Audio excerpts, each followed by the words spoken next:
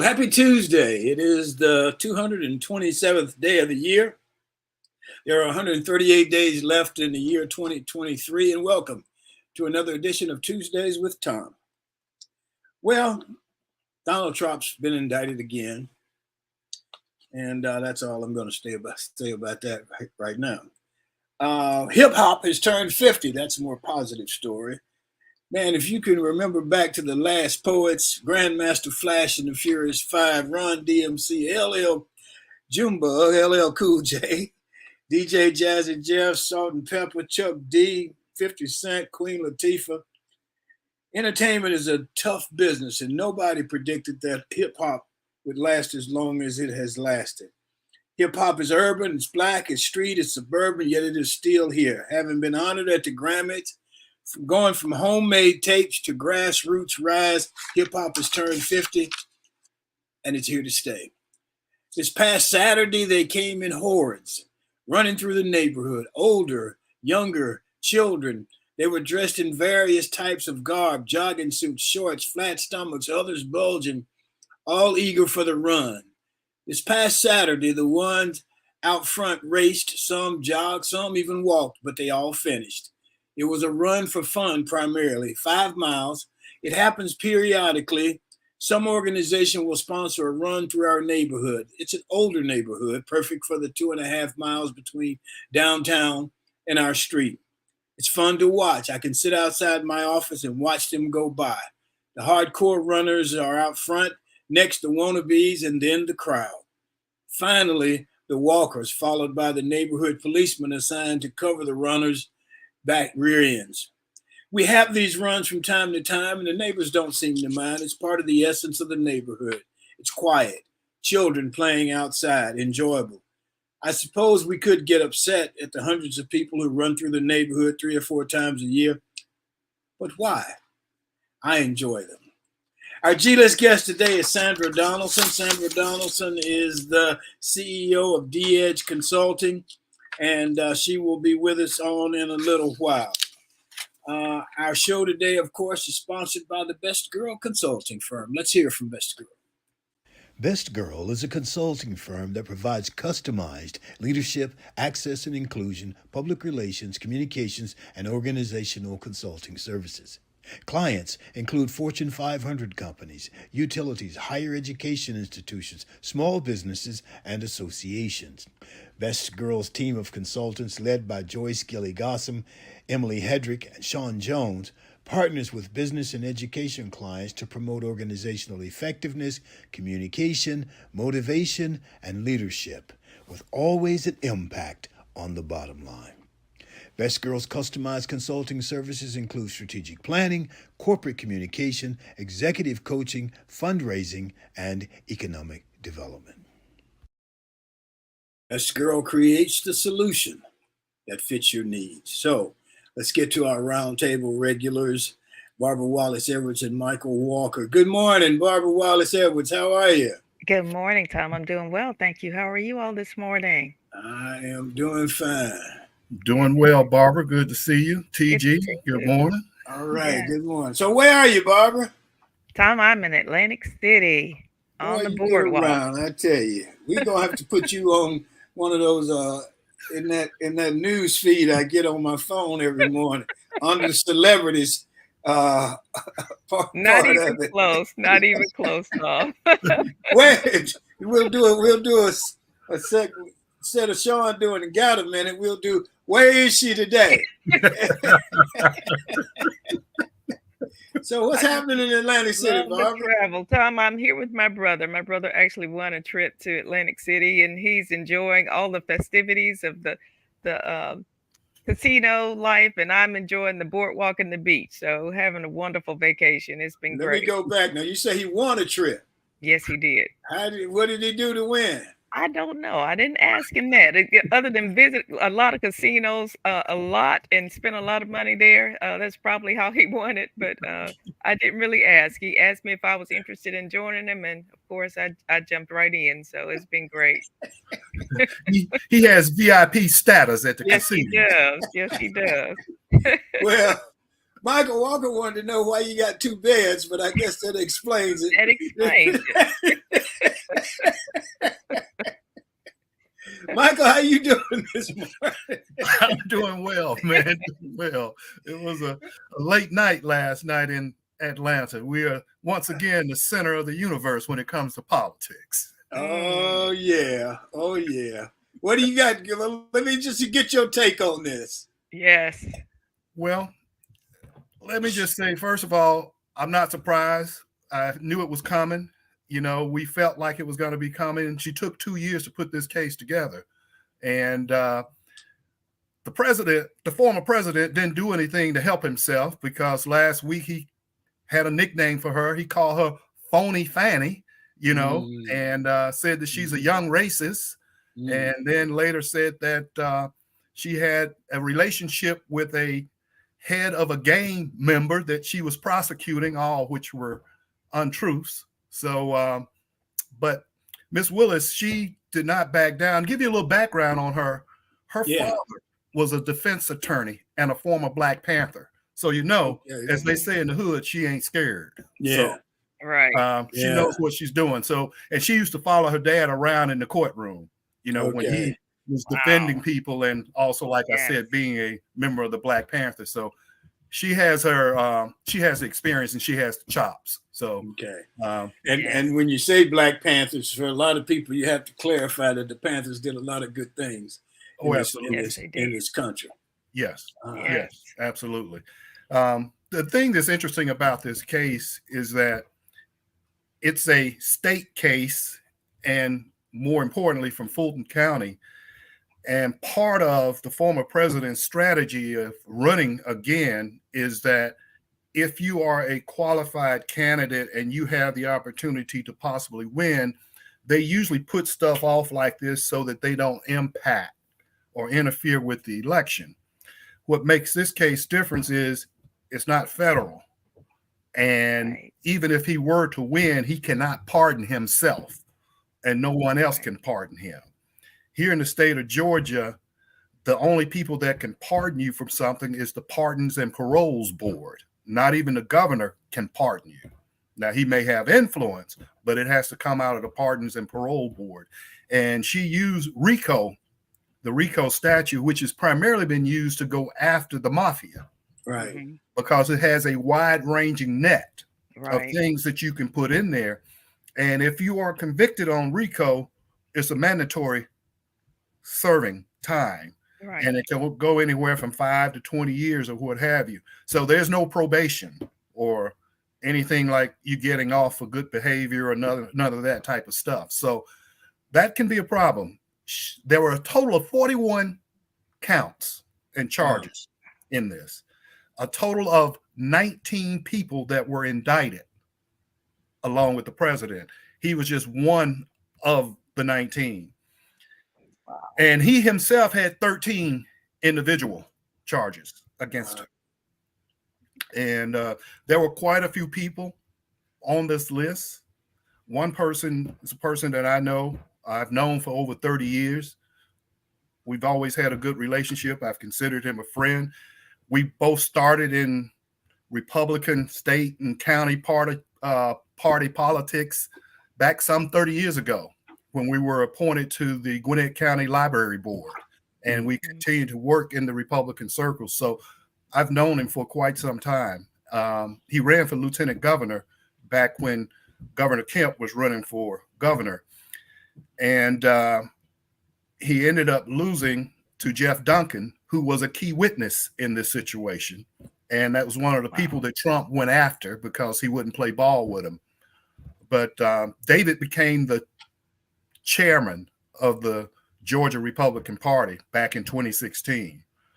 And I had a conversation with him at a reception, and I was thinking about getting back involved with the state party because he was chair and I had a good working relationship with him. But when he told me that he was backing Trump, I decided to go a different way. I backed off on getting involved because I didn't want to put myself in a position where they would be trying to influence me and get me to support someone I didn't feel good about supporting. And it just happened to come after I had received a call from the National Party in DC saying my name had been given to them as someone that they could count on in Georgia to help push the party forward. And I told them at that time, as long as Trump was head of the Republican Party, I would not be supporting the platform or the party. So I made a pretty good decision there to step away. You did. And go yes, on. You did. Yeah, you did. Glad we're not seeing your name on that list of people that have been indicted, Michael. You and Herschel would have been side by side. Well, I don't know about that. I'll put that on Michael. I'm with you. Well, you know, we go through our lives, and you have to make decisions, and you know, you got to make decisions that work for you in the long run. Yeah.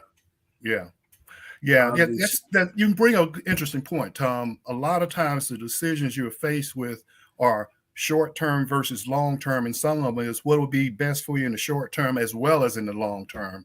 Right. And that was primarily where I was from. But I have to tell you, one of the big things probably in my decision, when I spoke to the person from the National Republican Organization, and I told her that I wouldn't be supporting the party as long as he's ahead of it, she says, well, you can support the down ballot people and what have you, and the platform. And I said, obviously you didn't understand me. Let me try this one more time. And I said, my entire professional career, I have endured discrimination and been held back because of who I am. I said, whenever I give a speech, I have to be articulate. I have to be professional. I have to be accurate. If I were to behave as Trump did on the campaign trail, I wouldn't get elected dog catcher, and you know it. And her comment was, I understand. And that was the last I heard from them. Mm-hmm. So my conviction went a lot deeper than that, because everybody knows that I could not behave like he did on a campaign trail and get elected to anything. And I was not about to throw my support behind somebody. If we're going to live in a colorblind society, then we need to do it on all levels. That's right. And I'm not in favor of this entitlement of certain people that can do whatever, and then the other people go along with them. Whereas if the shoe was on the other foot, I'd be held to a higher standard. And I am held to a higher standard, and that's okay. Yeah, and you're used to it. Right. You know, it's part of it's ingrained in us. Yeah, it is. Mm-hmm. Yeah. Unfortunately, that's true. You learn, and luckily you have some good teachers on the way up. Right. You had your grandparents, and you speak about them often enough. So, Barbara, what you got this morning? Well, Thom, I'm going to switch gears a little bit and talk about the wildfires in Hawaii, and asking for prayers for those people there in Maui. It's been going on for quite some time now, and it appears that one of the oldest cities there in Maui has been totally destroyed, and it's just devastating. People are actually jumping into the ocean to save themselves from the dangers of the fire. And like I said, this one particular town, Lahaina, I think it's actually been totally demolished. And they don't know when it's going to end. I mean, the strong winds, the gusts, the low humidity, and the dry brush is causing the fires just to continue to spread. So please pray for those individuals there. And I don't know if you guys can hear it, but I can. But across the street, there is some tree equipment. They're taking down some trees, some branches, or whatever. Man, the other day, what's today? Tuesday, Sunday, the wind just came up. Wow. And I mean, it was blowing.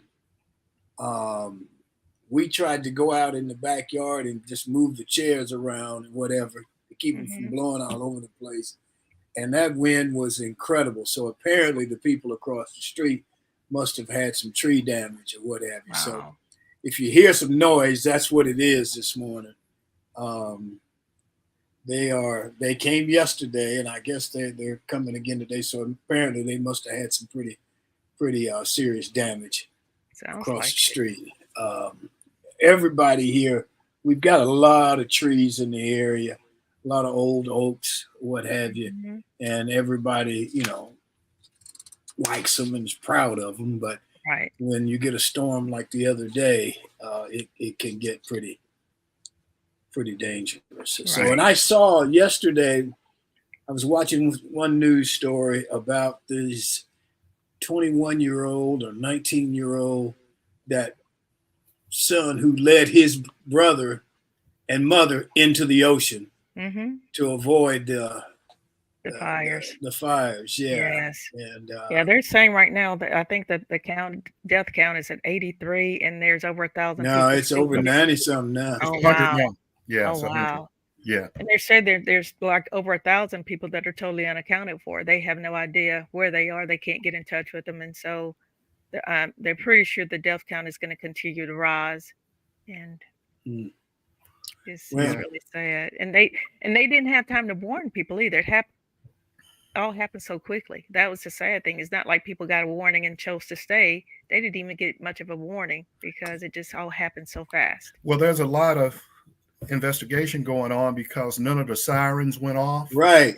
Also, the water for the pumps and stuff. A lot of them didn't even have water in it, I'm told. Oh wow. The fire hydrants and stuff. They didn't have the water pressure, didn't have water in them. So that's being investigated. They're also looking at the electrical grid or something with the power lines to see if that caused it. And then, I also heard that there was somebody that had lit a fire to do something and thought they put it out, didn't really put it out. So there's a lot of different things as to what happened. It was one of those things that they call a perfect storm, whether it was an honest mistake by somebody that had lit a fire doing something and thought they put it out and did not. It was still smoldering, and then the wind comes up, and with the heat and all that other stuff, it just started. Or if it was part of the electrical grid, we don't know. I heard a story about a person who was a art dealer and an artist.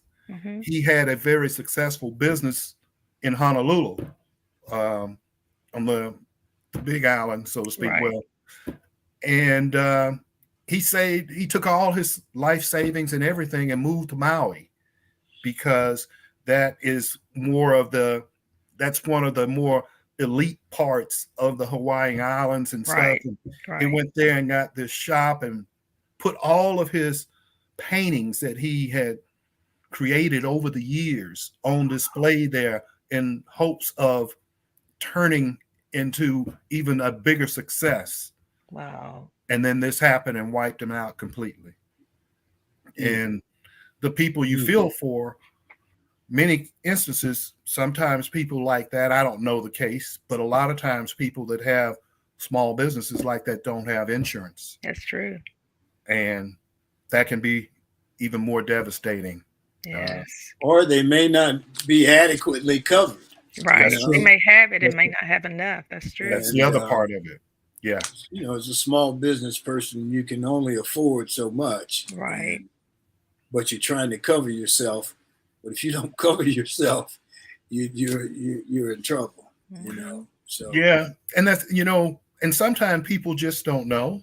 Yeah. In that instance, and it depends on who your agent is and your advisor. You all know Chris. Chris built a house last year, $800,000 house. Right. And most recently, I was looking at her insurance because what prompted the conversation was the fact that the county came out and assessed her property tax, and it was extremely high. She thought it was pretty high.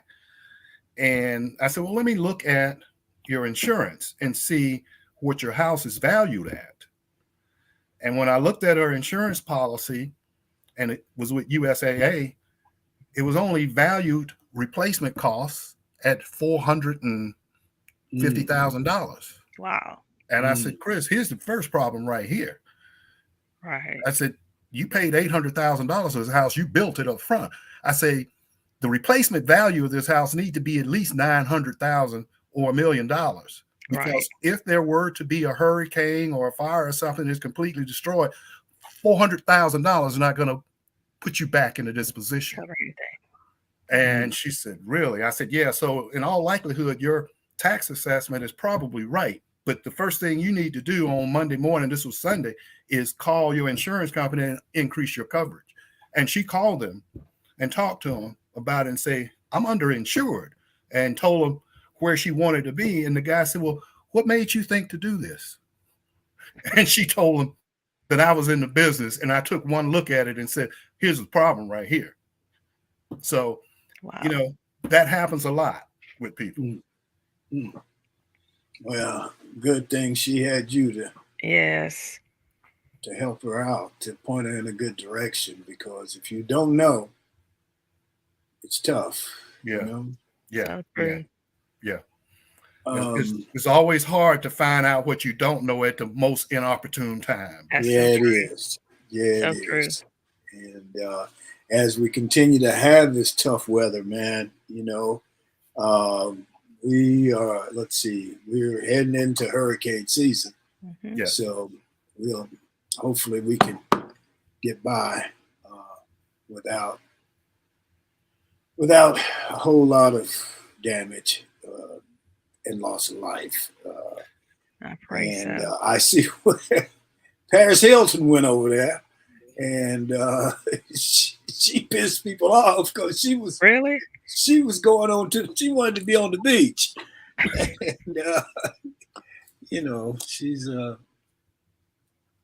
well, I don't know her that well, so I ain't gonna say much about it. So did she go for relief efforts and then just decided to go to the beach? No, she went to have fun. She went to vacation. Oh, wow. Can we say out to lunch? Yeah, she's confused. That's not what people focus on right now, going to Maui. That's for sure. So, Michael, let me ask you something. I know the other day you and I talked about OnMed, and so there's some, we had OnMed on the show, and you can talk about it, but it looks like there's some progress being made on OnMed throughout other locations. Yes, there are different people that are really interested in it. I mean, because let's face it, it's a great technology, and it's a great way to reach people that are uninsured and give them access to health care. And it's also good timing because our guest talks about that particular thing, the detriments to health care and all of that type of situation. OnMed has an excellent technology, and it's perfect timing right now. And anybody that just see the clips and see the other people that are talking about what it can do will immediately get interested. And, we have one of our fellow alumnus, Michael Henry Ford. He and his wife, they go down to the Black Belt to try and provide health care to people there. This will be a great solution, and he is interested. We had a conversation about a week ago regarding it. It would be an absolutely great alternative. And there's another gentleman that's a part of the association that I'm involved in. He has a situation, but it's a mobile unit, so to speak, whereas it's, I guess you could just say, for the lack of better terminology, it's like a trailer or whatever that's on wheels, and it can be rolled from place to place and do some of the same type of things. And so I've been talking to him because there's a mix. OnMed is a stationary situation. This is one that can be rolled. So there are a lot of technologies out there that can help people in especially rural areas or where there are enclaves, as now, you heard of food deserts. There are healthcare deserts as well. Yes. So these type of technologies are the things that we need to utilize. And that's where technology can be used for the greater good. So Michael, if someone is interested in establishing an OnMed, like stationary facility in their area, or even the mobile one, who should they contact? They can give me a call. I'll put them in touch with the right people and stuff. I can open the door for them at OnMed, but yeah, just have them give me a call and we can do that. And the thing that's interesting about it, especially when it comes to OnMed, the federal government has a lot of grants available for things like this. And there's a division of the Health and Human Services Department, HHS, where they specifically target minority-owned cities and places like that for grants to help with healthcare. So places like Tuskegee, they have an OnMed. I think, if my memory serves me correctly, they got maybe $1 million or $2 million or somewhere like that to help. So a lot of these places where there is just a concentration of underserved and in particular minority communities, they can apply and get grants to assist them in developing some access to healthcare for their constituents. That's right. And I know where is it? Fayette, where we put the one in Lafayette. Lafayette. Yeah. There's they were able to get some corporate help, right, to help set it up, and so it's OnMed, of course, is a medical station that allows people to go in and get a diagnosis, right? That we had them on the show. It's just like going to a primary care.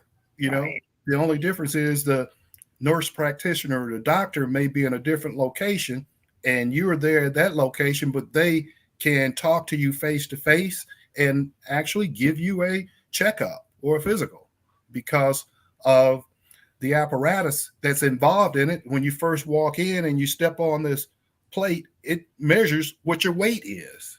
And then there's a sensor that goes to the hardest part of your body to determine what your temperature is. And there's a scope that drops down that they can look into your eye and see if you have an issue there, or open your mouth, look down your throat, look in your ear. There are just so many different things that they can do. They take your blood pressure, all of that type of stuff. And they can even dispense medication.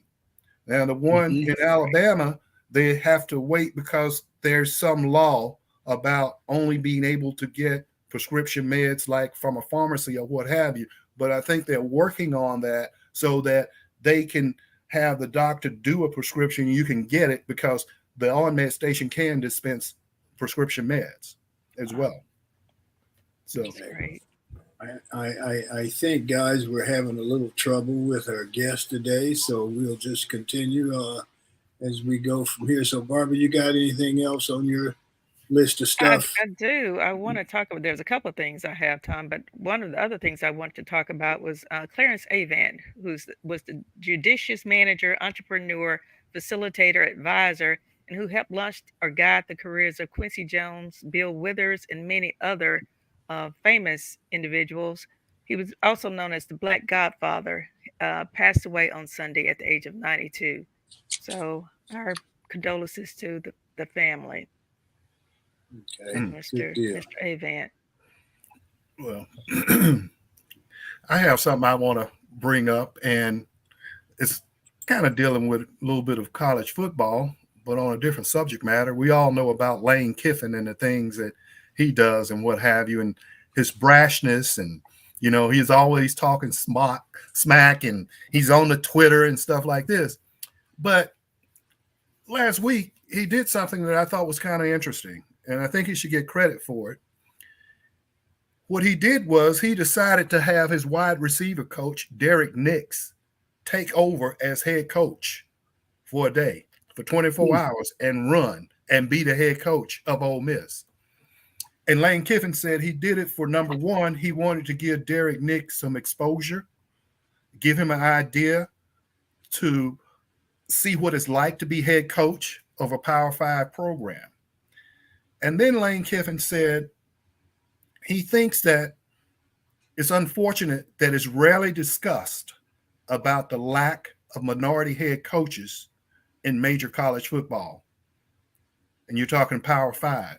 He says, when you look across the landscape, he said in particular in the SEC, but Power 5 altogether, he says when 80% of the players are minorities and there's zero head coaches. with the exception of Dion that just became head coach at Colorado. He says, and nobody wants to talk about it. Nobody wants to discuss it. But he thinks that they need to start to look at that. And that's why he did what he did. Okay. Well, good for Lane. That's interesting that he gave it to I assume it's a young man. He gave it to him for a day. Yes. That what he was? And figuring he'd get some 24 hours, but Yeah. Good for, at least it's caused people to talk about the subject anyway. So that's a good thing. Yes. Right. Yeah. Right. It's funny how you have situations like that. I recall when I served on the board of directors of MARTA, and here in Atlanta. And tell them what MARTA is. MARTA is the Metropolitan Atlantic Rapid Transit Authority. And what that is, it's public transportation that consists of rail and bus to move people back and forth throughout the city of Atlanta. And, it's funny, certain people that did not like MARTA, because that's what it's called, MARTA, they said it stands for Moving Africans Rapidly Through Atlanta. I heard that. I know you heard that. But that's not what it means. Right. As I said, it's the Metropolitan Atlanta Rapid Transit Authority. Mm-hmm. But when you look at the ridership, the majority of the ridership are minorities or people of color or of a lower social economic background. But throughout the U.S., and you have all these transit stations, there are very few minority general managers. Atlanta's a little bit different, and you got certain places like maybe D.C. or whatever, where we have had at least 3 African Americans that are general managers. And the general manager now that's currently serving, which I think may be the 4th, he started, I think, as a bus driver, and he was able to work his way up to be the general manager. And those jobs pay very well, $300,000 to $400,000 or even more. There was a general manager, black general manager in Birmingham. Yes, they were back 20 some odd years ago, maybe. Yes. I think he was part of a system where they had buses in different cities throughout the country. It's interesting when you talk about that. When the bus boycott came in the 1960s, pretty much everybody rode the bus. Mm-hmm. Right. And, you had to sit in certain places. Black folks had to sit behind the board. Right. Wherever the bus driver moved the board, you had to sit behind it. But then once, quote, integration came, the majority of the white people found another way to get to where they needed to go other than to ride the bus. And, go ahead. Yeah. Well, it's interesting you bring that up because everybody knows about the Montgomery bus boycott that was orchestrated and led by Dr. King. And when you think about it, first of all, there are a lot of people that are against public transportation that talks about the fact that usually they're poorly managed or it's not profitable. Well, first thing, no public transit station or operation is profitable, number one. No, regardless of where it is. That's just the talk that's used to try to keep it out of my neighborhood, so to speak, the same with it'll bring crime and what have you. But here's where you have the difference is whether the state legislature will support it, because the federal government puts in X amount of dollars for it. And then the rest of the money is supposed to come from like a local option sales tax or a penny referendum to go towards it. And then the state has money that they can put in it. For the longest here in Georgia, it was written that the tax you pay on the gasoline pump and what have you. And Georgia made a lot of money, like $600 million back in the time when I was on the MARTA board, and that was back in the late 90s and the middle 2000s. They make $600 million a year or more on motor fuel sales tax. But it was written in law that all of that money from motor fuel sales tax is paid by everyone, and people coming through Georgia had to go to highways, tollways, and bridges. So now who do you think are building the highways? Right. And the tollways and the bridges? Right. Okay. None of the money was designated for public transportation. Right. Okay. That was one of the things I tried to get the board members to say, guys, let's develop a business plan as to how we want to take MARTA forward and what we're going to do, and then make a presentation to the state so we can get some of that money dedicated to public transit. Okay. And move on. But, you know, I was in one of those situations where I was like, Christie, I made too much sense. And because I was I was going to say you were the minority in that discussion. And I don't. Go on. Well, because of that and the fact that I was Republican from Gwinnett County, it was wrong because I said it. You know, had I been Democrat from downtown Atlanta and said it would have been a great idea. So I see. It's one of those type things. It's called politics. Yeah, it is. And it doesn't have to make sense. Yeah, not it at just all. has to be what Usually these doesn't. people want over here. Right. And Usually I don't know. It's been a long time since I've been involved in it, but I know that that was part of how it was in Alabama. I mean, the money didn't go. All the money went to the highway department, and the highway department and and as you say, who built the roads? Who were the construction guys? Right. They weren't the people riding the buses. Right. Yeah, that was one of the things that I don't know that made it. Phil Gary, that's who it was. Well, actually, it was Ernie Bellinger, who was before Phil Gary in Birmingham, who were the general managers of the Transit Authority. Yeah. And I never had any problem riding the bus. I always thought riding the bus was kind of cool, really. You know, and then we rode the bus in Los Angeles in Santa Monica because you could catch the bus, man, and 10 minutes you'd be downtown. Right. You know, and it worked out well. I don't know. There didn't seem to be any stigma about riding the bus in Santa Monica. Well, that only became a stigma when they wanted to expand into the outside. Well, here in Atlanta, I'll speak about Atlanta, outside of the Beltway or 285, you know.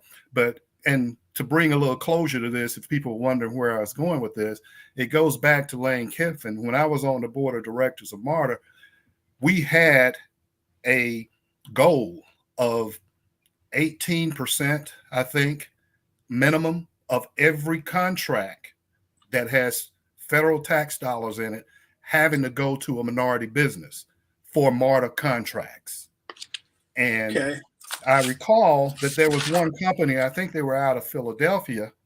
They came in and they were building it was a big contract for MARTA, and they used a minority firm here that was in engineering services. And this person, he will remain nameless for this conversation, but he was one of the minority companies that regularly did work for MARTA and was looked upon in a favorable light. So they picked him up to put him on their team in order to make sure that they got an opportunity to win this contract, and they got the contract. But then this particular person came to me and told me he was having a problem because his company was now stealing his employees because they were a bigger company. They had higher benefits.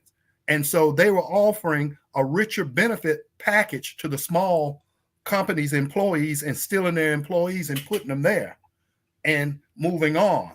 And so when he came to me, I said, okay, I'll take care of this. So I called the CEO of the company as a member of the board of directors because I could do that and they would listen. And I had them meet me at a private club downtown Atlanta. And I told them in no uncertain terms, They were not to poach any more of his people.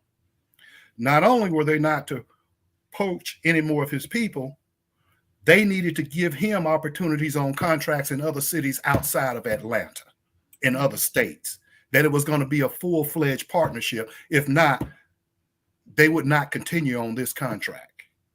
Okay, well, I think our guest is on now. So let's do Got a Minute, and then we'll go to our G list. Okay. Good morning to everyone joining in with us. My name is Shantia Jones, and this is Got a Minute.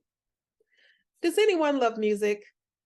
Well, I know I do, and I was so thrilled to see on today's news that the Woodstock Music Festival opened on a patch of farmland in White Lake, New York, in the town of Bethel in 1969. Promoters like John Roberts, Joel Rosenman, Artie Cornfield, and Michael Lang originally envisioned the festival as a way to raise funds to build a recording studio and a rock and roll retreat near the town of Woodstock, New York. The longtime artist colony was already a home base for Bob Dylan and other musicians.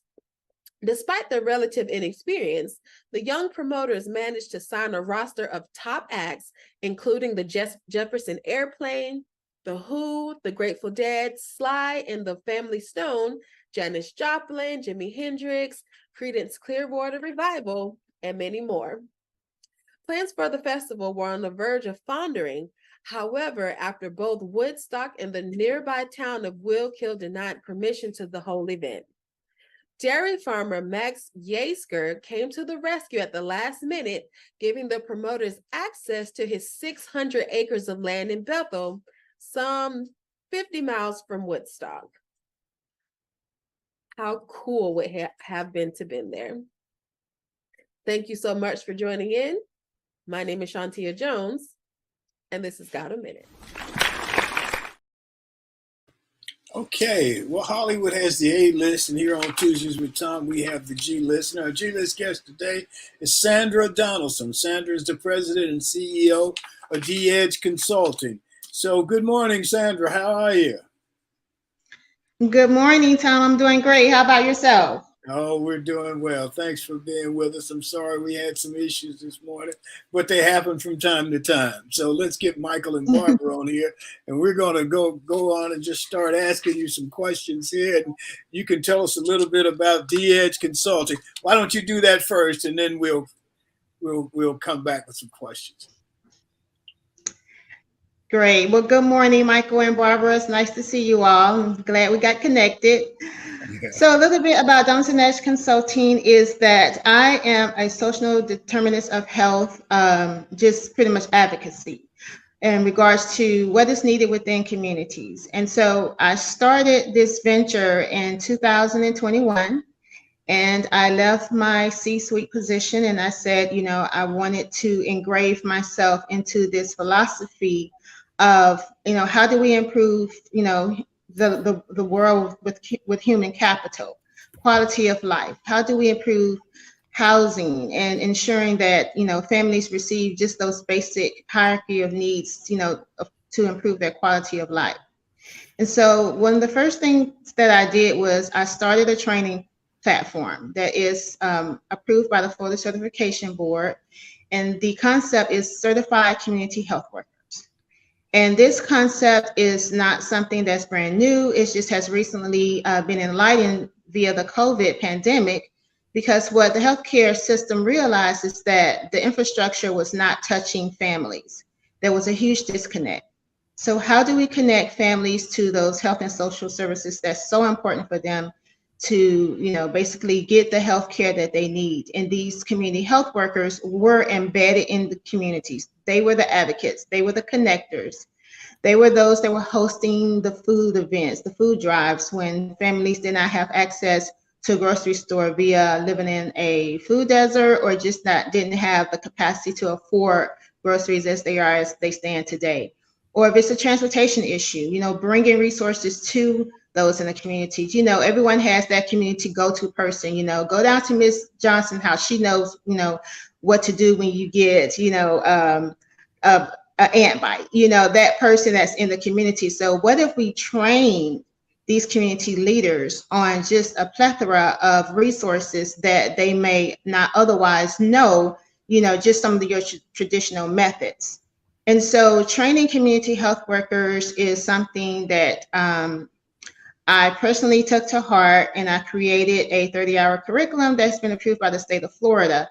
So we are now training community health workers, whether they're on the ground, the boots on the ground, or they're in your health and social settings. So if you get on the phone with someone and they're your first person to contact, and you say, well, I don't have transportation there, that person is trained to be able to find where resources are to get that patient in for their visit, whether it's a healthcare visit or it's a social service visit. So we're reaching out all arms from the business, private, public, nonprofit sectors to be able to get this training embedded inside of communities. Okay. Barbara, you got a question? I do. Sandra, thank you so much for being with us today, and thank you for what you're doing. It's something that's really, really needed in our communities today. But talk a little bit about how did you get started in this field? What interested you into working in this particular field? So I've been in the healthcare system for a little over 20 years, and I've seen it at all shapes. I've seen it at the hospital level, at the private practice level, at the FQHC level, which is the community health center level. And I've worked as chief advocacy officer for Community Health Northwest Florida here in Pensacola, and we had various sites throughout Escambia and Santa Rosa counties. Escambia County particularly is very blighted in regards to the state community needs assessment, and we've realized that a little bit something more had to be done. So I had an opportunity. It was really by fate. It was really by God, honest to goodness. It's because we received funding to train community health workers, and there was not a resource here locally to train community health workers. So I reached out to the board and I said, hey, we got this funding, it's federal government funding. How do we fund these community health workers? And it's like, well, you need a trainer. So I did some research, and I said, well, what if I qualify to train them? So, the committee in Tallahassee met, and they reviewed my application. I've done work. I'm CDC certified, published on some of the work that I've done in the past at my FQHC, and they personally granted me certification to be able to be a provider. And so it's just like eureka, this is what you were, this is what you were tailored to do. And so it led me down this track of creating a year-long process of starting this curriculum, and it ended up moving me from my setting as this chief advocacy officer into becoming an entrepreneur. So I moved directly into entrepreneurship, and for the last year, starting next month, it'll be a year, I've been in full practice as an entrepreneur. And since then, we received a 3-year HRSA grant to be able to train community health workers. We are working with various health departments throughout the state of Florida. I am also a workforce transitional trainer for those that are leaving the public system in regards to assistance to move them into sustainability. And so the training has also been approved to do that transition. As you're coming out of receiving benefits, how do you receive the resources that you need? So it's really it was just really God sent. I mean, there's no other way I can explain it. I didn't see myself here a couple years ago. Right. Awesome. Michael? Well, good morning, Sandra. Thanks for being with us. Good morning, Michael. Nice to see you. Thank you. And I just want to say, first of all, congratulations on your many accolades. I see where the Coalition of 100 Black Women gave you the Community Advocate of the Year Award in 2023. So that's brand new. So congratulations on that and all the things that you've been doing.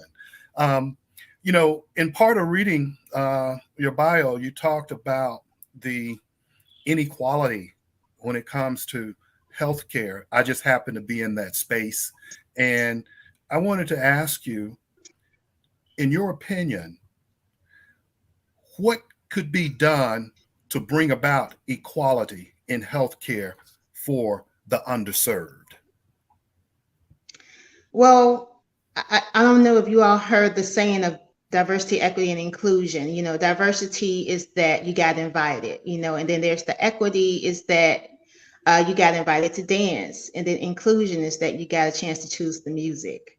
Mm-hmm. So we got to start choosing the music in healthcare. I can speak of just very briefly of my personal experience. I am a recently 2-time breast cancer survivor. Wow. The first time in 2018, and the second diagnosis was January of this year. As a breast cancer survivor, you know, I had to basically speak up for myself. I had to know what my resources are. And so as a healthcare advocate, you know, you would think, she got that. She knows what to do. Well, I found myself stumped often, you know, what's my next move? What do I do next?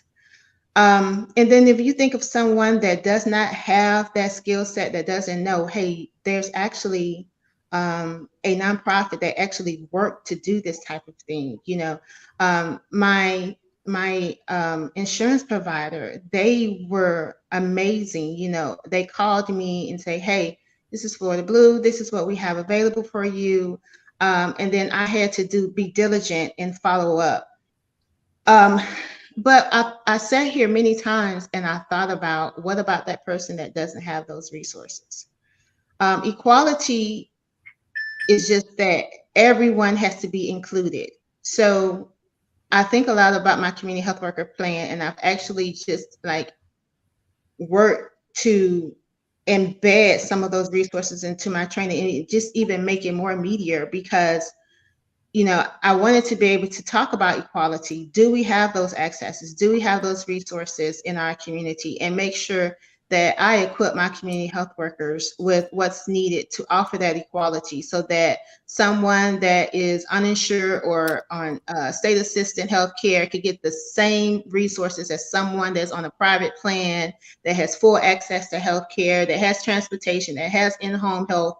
They get that same type of resources when it comes to healthcare. So how they get that is by knowing what's available. And the training that I provide actually go across all systems, from local, state, public, federal, and what's in regards to what's available. You know, now that you have this long-term diagnosis, let's look at SSDI. So training my community health workers on a full course on SSDI and how to apply. So that that patient can get the resources that they need, so that they can in turn bring in the resources down. They have, you know, the fiscal agent now to bring in those healthcare resources that they need. So equality is a lot about awareness. It's about what you know and what you don't know, because people don't necessarily tell you. And I've had to do some digging myself, you know, like, so can I get a PET scan? Well, you will have to qualify. Well, I'm asking for it. And my provider said, what will make you sleep better at night? And it's, I want a PET scan. And so they did it. And it's like, okay, this is one tumor. We're going to get rid of it. And, you know, we're going to get you well again. But again, advocating for yourself and also knowing what your resources are definitely, you know, forms of equality in healthcare. Well, that's an excellent response. And we kind of talked about that. And one of our viewers has said access. And that's a big issue in underserved community, not only not having access to healthcare, but knowing where to find that access. Yes. And the knowledge and the resource. And basically what you're talking about is a lot of those people in the underserved community, they need an advocate to tell them, because, you know, you don't know what you don't know. You just happen to be in that space and you were able to navigate and find help for yourself. But the average person in the underserved community that never had that experience, they're lost. Yeah. Absolutely. And they may not know which questions to ask. That's right. You know, in many cases, yes. Absolutely. And that's the concept of the community health worker. That's that, you know, that's that go-to person. So a lot of times it's not you saying it's time for my mammogram, it's your auntie that's nagging you. A lot of times for a man to go and get their prostate screening, it's not the male of the family, it's the wife, it's the mother or the loved one of that person. So let's make sure that, we all know what our resources are, so that we can then spread that resource to the ones that we're connected to. So just having that access of resources available to those that may not otherwise have that connection, that is so imperative, because there's so much that we just do not know that even exists. I mean, from funding to grants, to I just learned recently about a QMB program that Medicare offers for senior citizens to receive the supplemental resources for their Medicare plans. They may have a deductible for $200 a month, and then there's a quality management benefit that will cover that through the state. And so that will allow their monthly benefits premium to be $0. And do you know that exists? No. Do anyone necessarily tell you that? No. So having that community advocate that is, sharing that information with you so that you can receive that access is imperative. So when you mentioned earlier that in our neighborhood, it was Miss Bessie down the street, go down there and see Miss Bessie. She knows what. So you're Miss Bessie for the. God. Auntie Sandra, Miss Sandra, I get my text, Instagram, Facebook messages, it's everywhere that they can contact me. Hey, can you tell your mom to call me for my adult children? Yeah. So I'm Aunt Bessie. I'm Miss Bessie. Call me what you want. I'll take it. It was a few times I was not, well this year, and a lot of people didn't know it because I've been working throughout the year. I have surgery. I'll recoup. I'll go out and have another surgery, and a lot of people didn't know that I was going through this journey. And the same thing with the award of the 100 Black women, the president was calling me on the phone, and I was actually balled up on my sofa. And so I'm in a group called Impact 100, and it's a national group of women leaders, advocates that support their community. And so one of my Impact 100 dear friends called me and said, "Hey, it's Bridget, the coalition of 100 Black women are trying to reach you." I was like, "Who?"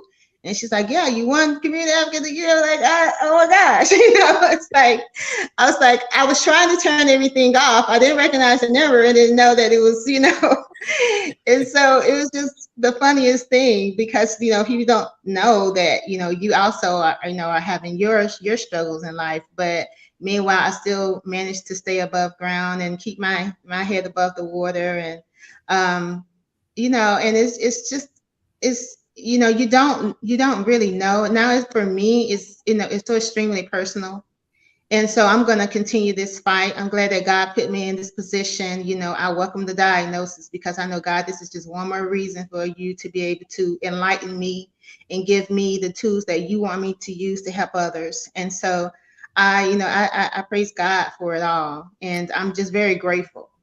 So do you, in your position, do you go out and speak to groups about what you're doing and what you guys are doing to make them aware?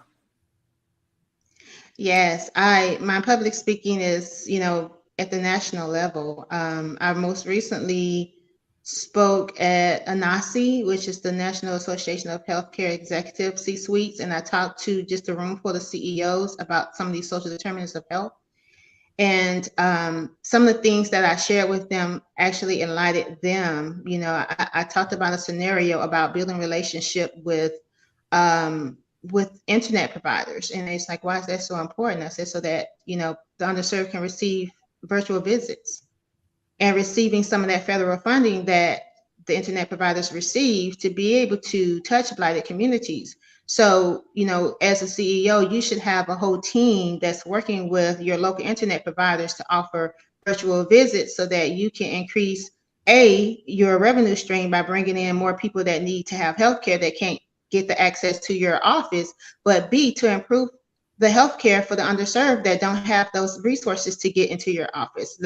Allow them to have a virtual visit every other visit so that they can continue with their diabetic management. And having someone on your team that understands that huge, outsource, outside of the healthcare world.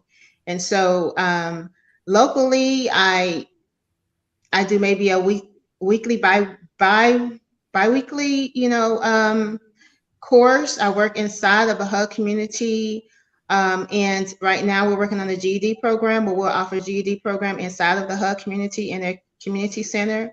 I have brought out the American Heart Association to teach CPR inside of hub communities.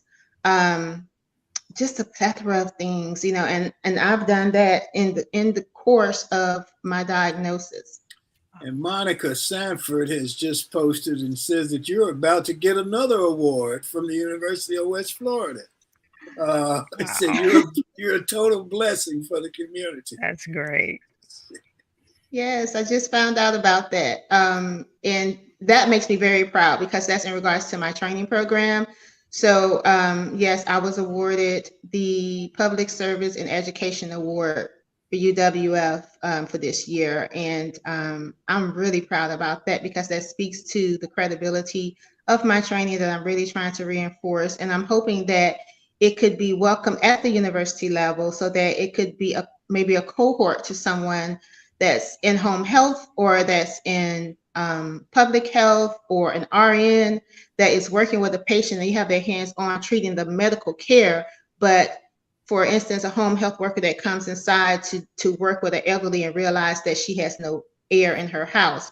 Now she's equipped with the resources so that she's like, you know what, let's call Catholic Charities. Let's call them right now and let's get you on the application to get you some air in here, So now you're outside of the scope of just healthcare because social determinants of health really dominates anything that a doctor can provide. If you don't have the resources to get what you need, eat well, exercise. But I don't live near a track or anywhere safe that I can walk.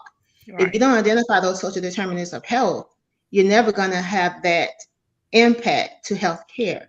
So just having that awareness at that academia level for my training, to me, makes me very proud. Well, Sandra, congratulations. We certainly appreciate you. And do you have anything else you'd like to share with us before we leave you this morning, or before Michael and Barbara ask another question?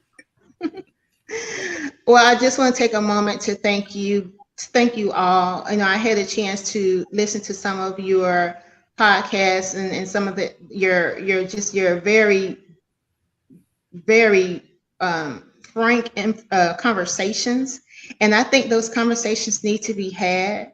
I asked Emily how long you guys had been working together. She said about 4 years, and just please keep doing what you're doing because it's these type of candid conversations that's really going to push the dial until we really kick down those walls and say, hey, we have to say something. And the last thing is when I think about, everything that happened a couple weeks ago in Montgomery, and I looked at how everyone came together, unfortunately it was involved in violence. But there was a metaphorical meaning behind that. And it is that, we have to stand up for what's right and what's wrong, and we have to be in, collegiate with each other. And so I'm just praying that, if not anything, is that we continue to bond together. We continue to have candid conversations and that we continue to be able to kick down those walls when it comes to, what's right and what's wrong. Thank you. Thank you so Sandra. Much. We appreciate it. So, okay. Well, thank you, Sandra. And we're sorry about the difficulty this morning, but from time to time we have that. But appreciate everything you're doing for the area over there. And if thank you so much. Be of any help, you just get back in touch with us, okay? Sure will. Thank you. Thank you.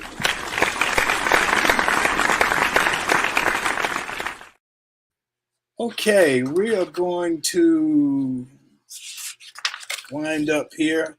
My closing comments for today, or as I see it, is there is progress being made in the writers and actors strike in Hollywood.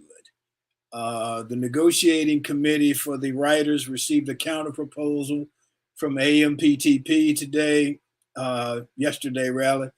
They will evaluate the offer and after deliberations get back to the WGA.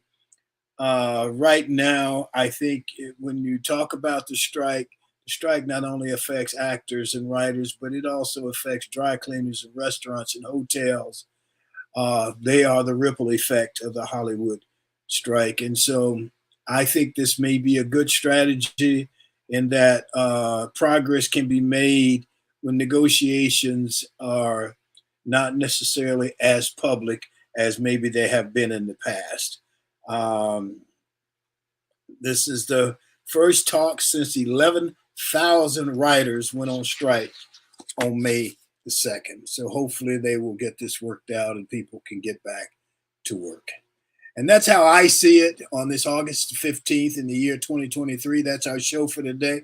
We want to thank the audience. We want to thank Sandra Donaldson for all the wonderful work that she's doing. Hopefully she will continue to do. Hopefully her health will remain at a steady level that will allow her to continue to do the work. We want to thank our audience. We appreciate you. Thank the TWT team, Barbara, Sean, Emily, Michael, and Joyce. And that's it for this 15th of August. Remember to enjoy yourself. Make every day count. Stay safe. Peace.